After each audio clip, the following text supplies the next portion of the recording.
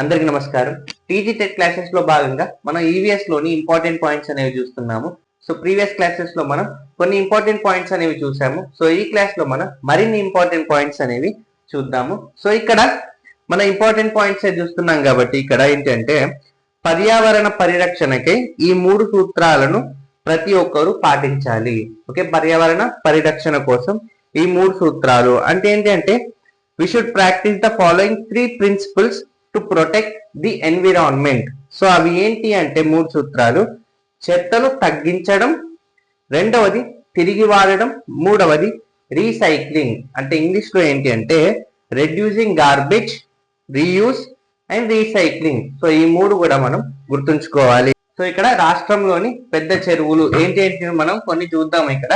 So ఇక్కడ మనకి important ఏంటి అంటే రామప్ప చెరువు. ఓకేనా, సో మనకు రామప్ప చెరువు గురించి క్వశ్చన్స్ అనేవి టెట్ ఎగ్జామ్ లో రావచ్చు. సో ఇంపార్టెంట్ పాయింట్స్ నేను చెప్తాను.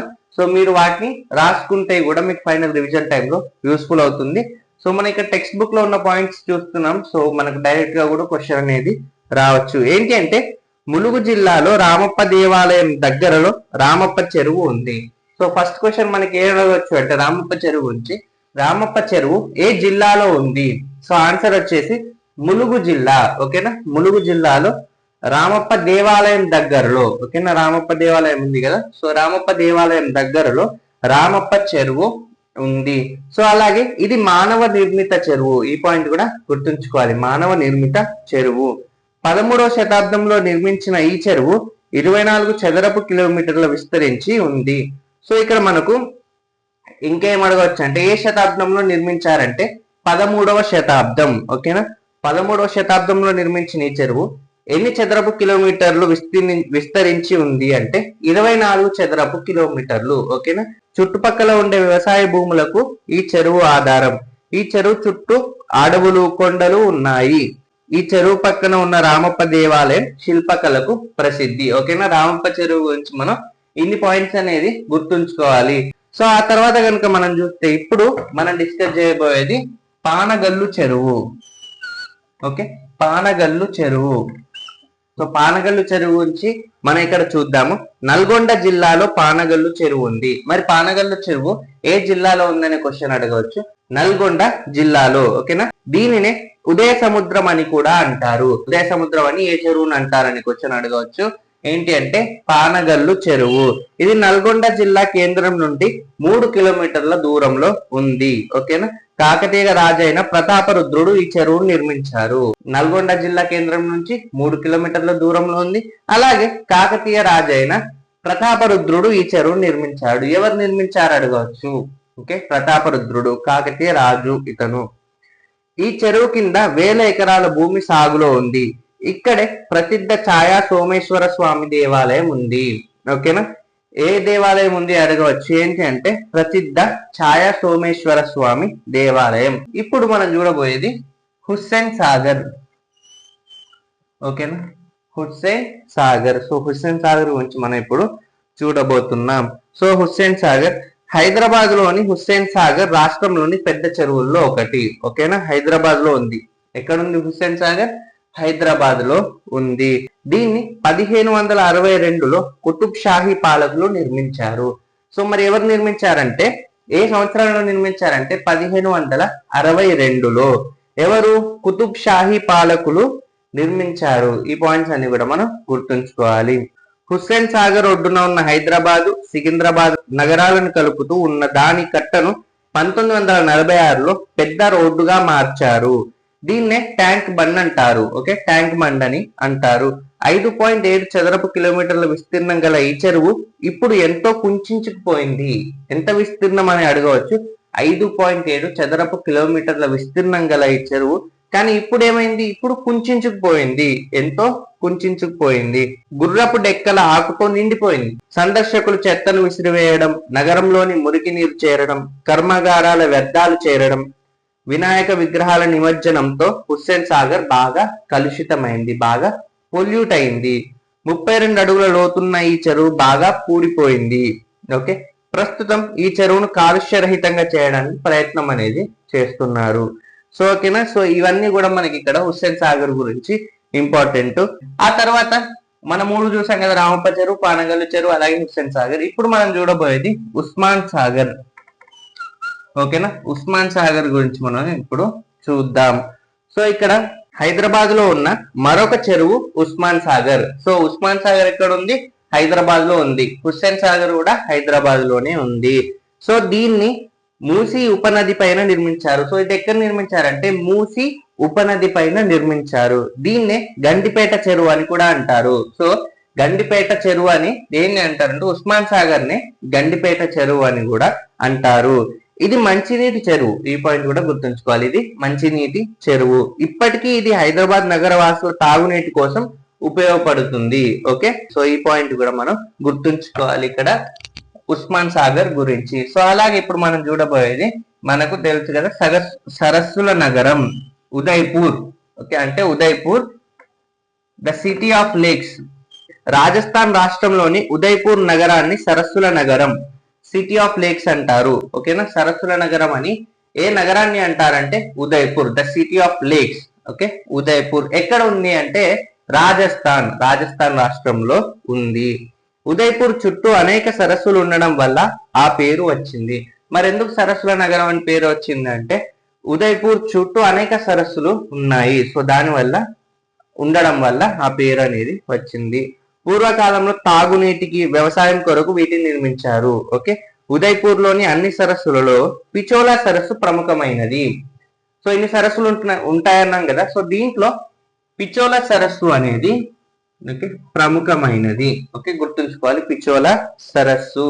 సో ఇక్కడ ఏంటి అంటే 1362లో బంజారాల ద్వారా నిర్మించబడి, సో ఎప్పుడు నిర్మించబడింది? 1362లో బంజారాల ద్వారా నిర్మించబడి తర్వాత కాలంలో మహారాజా ఉదయ్ సింగ్ తో ఈ సరస్సు అభివృద్ధి పరచబడింది. సో 1362లో బంజారాల ద్వారా నిర్మించబడి తర్వాత కాలంలో మహారాజా ఉదయ్ సింగ్ తో ఈ సరస్సు అభివృద్ధి పరచబడింది. ఓకే, ఉదయ్పూర్ నగరంలోని రాజభవనాలన్నీ సరస్సుల ఒడ్డున నిర్మించారు.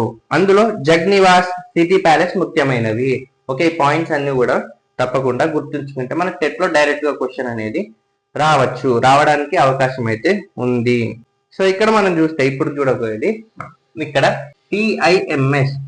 సో అంటే ఏంటి అంటే ticket issuing machine system. Okay, పేరు ఫుల్ ఫామ్ అనేది గుర్తుంచుకోవాలి, టికెట్ ఇష్యూయింగ్ మిషన్ సిస్టమ్.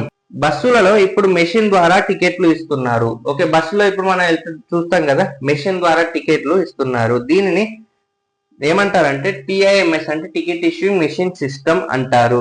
టికెట్లు చించి పంచ్ చేసి ఇచ్చే ఇబ్బంది వీటిలో ఉండదు.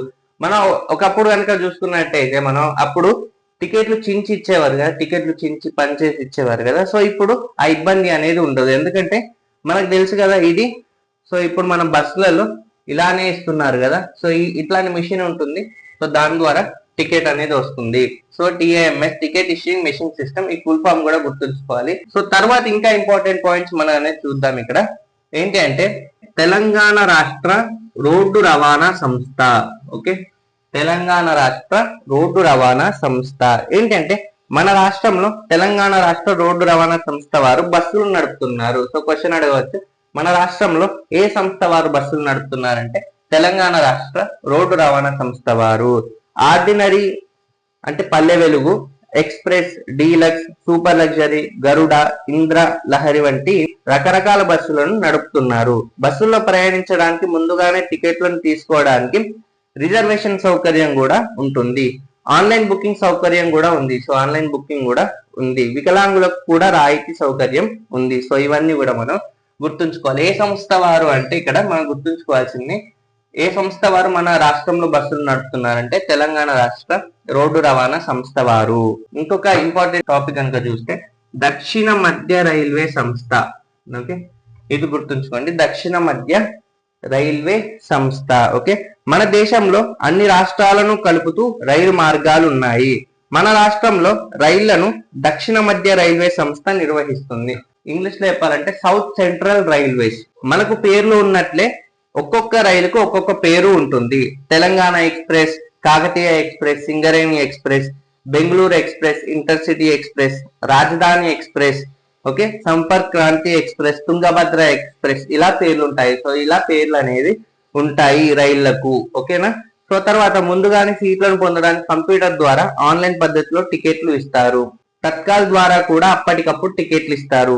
ముసలి వాళ్లకు, వికలాంగులకు రాయితీ సౌకర్యం ఉంటుంది. సో ఇవన్నీ కూడా మనం తప్పకుండా గుర్తుంచుకోవాలి. సో ఇప్పుడు మనం చూడబోయేది భారతదేశ చరిత్ర. కుటుంబ చరిత్ర, ఊరి చరిత్ర లాగానే భారతదేశానికి కూడా ఒక చరిత్ర, ఒక హిస్టరీ ఉంటుంది. పూర్వకాలం నుండి జరిగిన అనేక సంఘటనలు, ప్రజల జీవన విధానంలో వచ్చిన మార్పుల గురించి తెలియజేసేదే చరిత్ర. అయితే చరిత్ర గురించి తెలుసుకోవడం ఎలా? మరి చరిత్ర ఉంటుంది అనుకున్నాం కదా, మరి చరిత్ర గురించి, హిస్టరీ గురించి ఎలా తెలుసుకోవచ్చు? గతం గురించి తెలుసుకోవడానికి పురావస్తు శాఖ వారు అనేక త్రవ్వకాలు జరుపుతారు. మరి హిస్టరీ గురించి తెలుసుకోవడానికి ఏం చేస్తారు పురావస్తు శాఖ వాళ్ళు అంటే అనేక త్రవ్వకాలు అనేవి జరుపుతారు. బ్రిటిష్ దేశానికి చెందిన సర్ జాన్ మార్షల్ 1921-22 సంవత్సరంలో సింధు నది ప్రాంతంలో తవ్వకాలు జరిపారు. ఎవరు జరిపారంటే ఇక్కడ బ్రిటిష్ దేశానికి చెందిన, ఏ దేశం? బ్రిటిష్ దేశానికి చెందిన sir John Marshall. Okay, sir John Marshall ఎప్పుడు తవ్వకాలు జరిపారంటే 1921-1922 సంవత్సరాల్లో సింధు నది ప్రాంతంలో తవ్వకాలు జరిపారు. ఇక్కడ సింధు నది ప్రాంతంలో త్రవ్వకాలు అనేవి జరిపారు. ఈ తవ్వకాల వల్ల సింధు నాగరికత బయటపడింది. మరి తవ్వకాలు జరిపారు కదా సింధు నది ప్రాంతంలో. సో ఏం బయటపడిందంటే ఈ తవ్వకాల వల్ల సింధు నాగరికత, ఓకే, హరప్పా నాగరికత అనుకుంటాం కదా, సింధు నాగరికత. ఓకే, సింధు నాగరికత, పట్టణ నాగరికత. ఈ క్వశ్చన్ అడగవచ్చు. మరి సింధు నాగరికత ఏంటి అంటే పట్టణ నాగరికత, అంటే ఇంగ్లీష్ లో అర్బన్ సివిలైజేషన్. ఓకేనా. సో వీరు పట్టణాలను ఒక ప్రణాళికబద్ధంగా నిర్మించారు. వీరు పెద్ద భవంతులను, వీధులను క్రమ పద్ధతిలో నిర్మించారు. హరప్పా ప్రజల ముఖ్య వృత్తి వ్యవసాయం. క్వశ్చన్ అడగవచ్చు. మరి హరప్పా ప్రజలు ఉంటారు కదా, సో వాళ్ళ యొక్క ముఖ్య వృత్తి ఏంటి అంటే వ్యవసాయం, అగ్రికల్చర్. ఈ పాయింట్ కూడా అడగవచ్చు. వీళ్ళ యొక్క ప్రధాన ఆహార పంటలు ఏంటి అంటే ఇక్కడ గోధుమ, వరి, బార్లీ. ఇవి కూడా గుర్తుంచుకోవాలి. గోధుమ, వరి, బార్లీ. ఓకే, రాగి, కంచు, సీసం, తగరం లోహాలతో వీరు రకరకాల వస్తువులు తయారు చేసేవారు. ఏ లోహాలతో అంటే రాగి, కంచు, సీసం, తగరం లోహాలతో. ఓకే, వీరు రకరకాల వస్తువులు తయారు చేసేవారు.